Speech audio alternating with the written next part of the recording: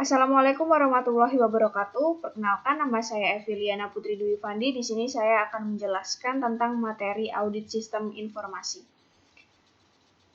Baik, saya mulai dari pengertian audit sistem informasi itu sendiri, yaitu proses pengumpulan dan evaluasi bukti-bukti untuk menentukan apakah sistem komputer yang digunakan telah dapat, yang pertama, melindungi aset milik organisasi, kemudian mampu menjaga integritas data, yang ketiga membantu pencapaian tujuan organisasi secara efektif, yang keempat menggunakan sumber daya yang dimiliki secara efisien.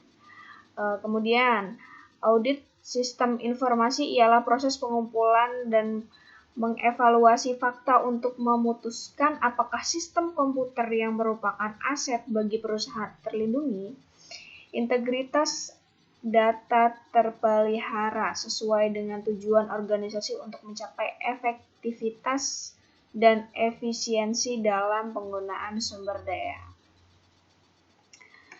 Oke, selanjutnya pengertian audit sistem informasi ya, ini masih dengan yang sama, hanya dari beberapa referensi. Oke, yang kemudian audit sistem informasi adalah sebuah proses yang sistematis dalam mengumpulkan dan mengevaluasi bukti-bukti untuk menentukan bahwa sebuah sistem informasi yang digunakan oleh organisasi telah dapat mencapai tujuannya, antara lain pengamanan atas aktiva atau aset, pemeliharaan atas integritas data, yang ketiga peningkatan efektivitas. Kemudian pentingnya audit sistem informasi. Audit sistem informasi merupakan hal yang penting bagi sebuah organisasi untuk menghindari kerugian akibat kehilangan data, kerugian akibat kesalahan pemrosesan komputer, pengambilan keputusan yang salah akibat informasi yang salah, kerugian karena penyalahgunaan komputer, nilai hardware, software, dan personil sistem informasi, pemeliharaan kerahasiaan informasi. Oke, kemudian ini adalah tipe dan jenisnya ya dari penyalahgunaan dari komputer. Ada hacking, virus, kemudian di jenis ada perusakan aset, pencurian aset, modifikasi aset. Oke, selanjutnya tujuan dari audit sistem informasi itu sendiri adalah perlindungan aset, efisiensi sistem, efektivitas sistem, integritas data. Oke, di sini ada penjelasannya. Perlindungan aset itu apa sih? Aset sistem informasi di dalam organisasi adalah file data, dokumentasi, sistem, dan persediaan barang. Sebaiknya semua aset harus dilindungi oleh sistem pengendalian internal. Kemudian ada integritas data, ialah konsep dasar di dalam audit sistem informasi. Jika integritas data tidak dipelihara, maka organisasi tidak akan mendapatkan representasi data yang benar untuk suatu aktivitas. Akibatnya, organisasi tidak dapat berkompetisi dan data tidak dapat digunakan untuk pengambilan keputusan yang valid. Kemudian di sini ada efektivitas sistem yang dilakukan setelah sistem berjalan untuk beberapa waktu. Kemudian ada efisiensi sistem yang dilakukan dengan cara menggunakan sumber daya minimum untuk menyelesaikan suatu tujuan objek. Tujuannya sendiri dari audit SI ini adalah perlindungan aset, integritas data, efektivitas sistem yang dapat dicapai jika manajemen organisasi meningkatkan sistem pengendalian internalnya. Oke, kemudian lanjut ke aspek audit sistem informasi. Jika melihat tujuan audit sistem informasi pada bagian sebelumnya, maka terdapat dua aspek utama, yaitu ada kesesuaian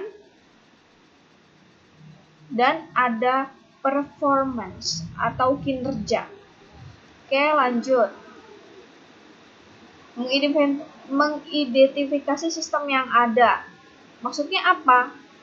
Memahami seberapa besar sistem informasi mendukung kebutuhan strategis, organisasi, dan operasional organisasi, mengetahui pada bidang atau area mana fungsi kegiatan atau bisnis proses yang didukung dengan sistem informasi, menganalisis tingkat pentingnya data atau informasi yang dihasilkan oleh sistem dalam rangka mendukung kebutuhan para pemakainya, mengetahui keterkaitan antara data, sistem pengolahan dan transfer informasi, mengidentifikasi apakah ada kesenjangan antara sistem dengan kebutuhan, membuat peta. Oke, selanjutnya metodologi audit sistem informasi. Dalam pelaksanaannya, auditor teknologi informasi mengumpulkan bukti-bukti yang memadai melalui berbagai teknik termasuk survei, wawancara, observasi, dan review dokumentasi. Setelah itu, satu hal yang unik, bukti-bukti audit yang diambil oleh auditor biasanya mencakup pula bukti elektronis.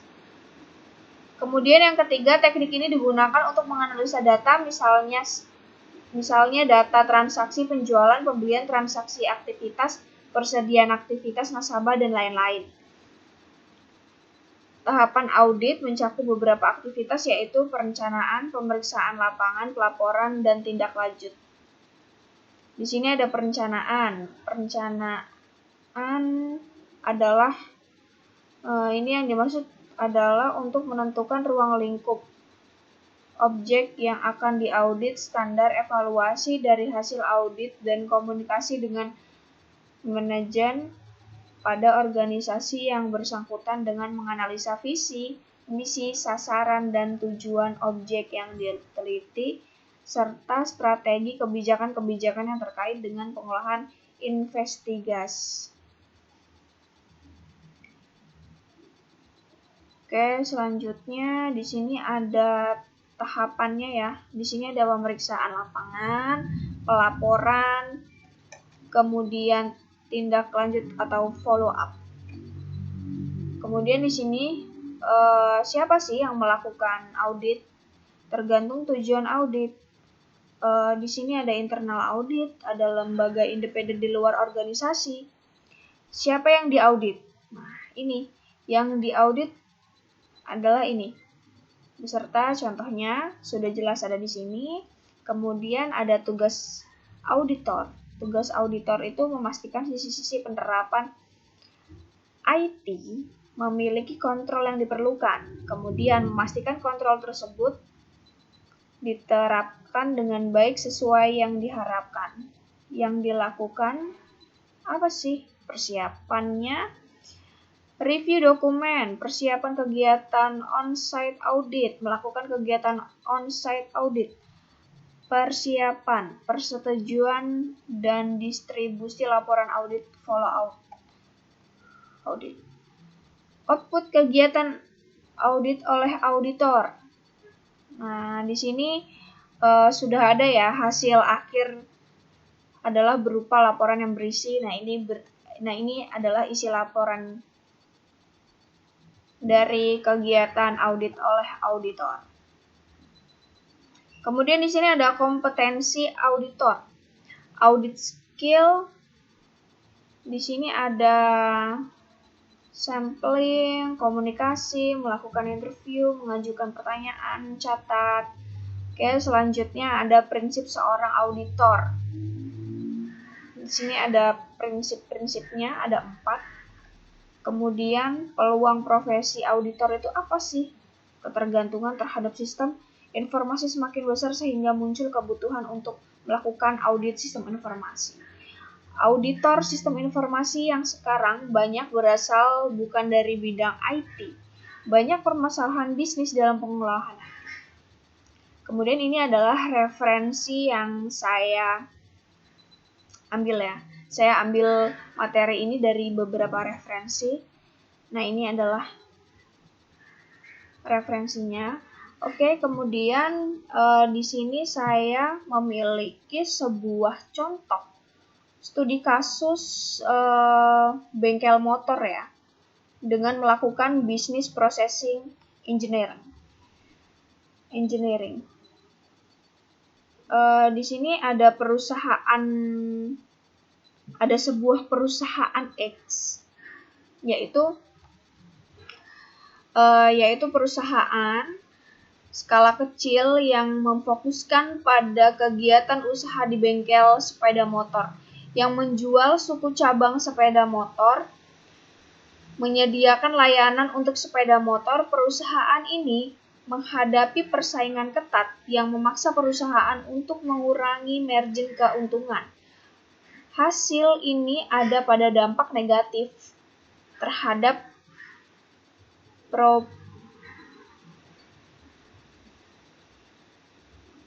pendapatan perusahaan dan pangsa pasarnya ya. Kemudian data internal perusahaan menunjukkan bahwa ada kecenderungan penurunan penjualan suku cadang dari bisnis ke bisnis selama 10 tahun terakhir. Kekhawatiran bahwa tren perusahaan akan terus berlanjut dan mengancam kelangsungan usaha. Perusahaan X melakukan rekayasa ulang proses bisnis untuk memperkuat keunggulan kompetitif. Rekayasa ulang proses bisnis mengubah proses bisnis pada proses penjualan suku cadang, pergudangan, dan perancangan persediaan rata-rata waktu pelangganan sebelum menerapkan rekayasa ulang proses bisnis adalah sekitar 30 menit setelah proses rekayasa ulang.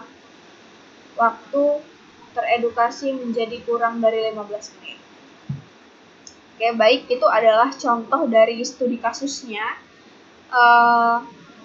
Sekian presentasi dari saya. Penjelasan tentang materi audit sistem informasi.